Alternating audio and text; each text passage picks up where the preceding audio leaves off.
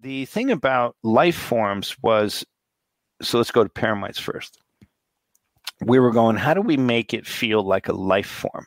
Like if you had to confront a life form.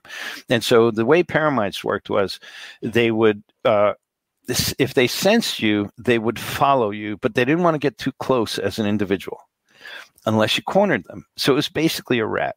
If you cornered the rat, it will attack you. And I don't know if you've ever been cornered a rat, but they will attack you. And it's like, whoa, it's terrifying, man.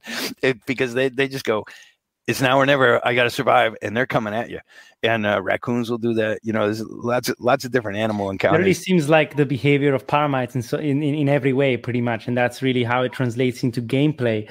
That's which right. is something that I'm enthusiastic about, because it gave not only a variety of gameplay within the game, but it gave a variety of Abe's reflections on the world. It's almost like if Paramites and Scrabs were reflections of different parts of Abe in this world.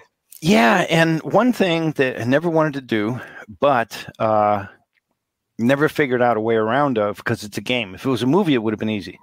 But because it was a game, it was like, how do we not kill them for the trial? Because I never liked that part. And so it was like the way the Paramites was like, if you had one, you only had a problem if you cornered it.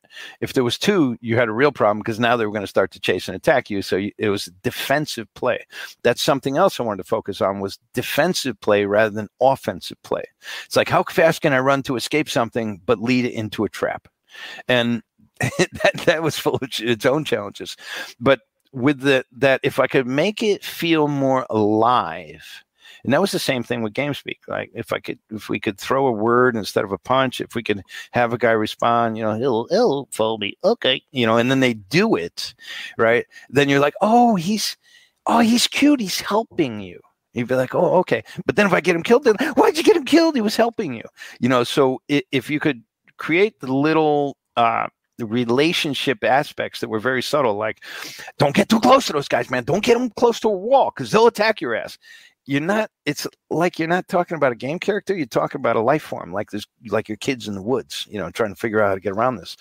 And so that was the idea there, was if we can get some more realistic type of relationship balances, just like with what happens with you and a stray dog or a rat or a raccoon, then that's a lot more interesting, because it can feel a little more alive rather than just, oh, there's an enemy, and if I don't cancel it, it's going to cancel me, right?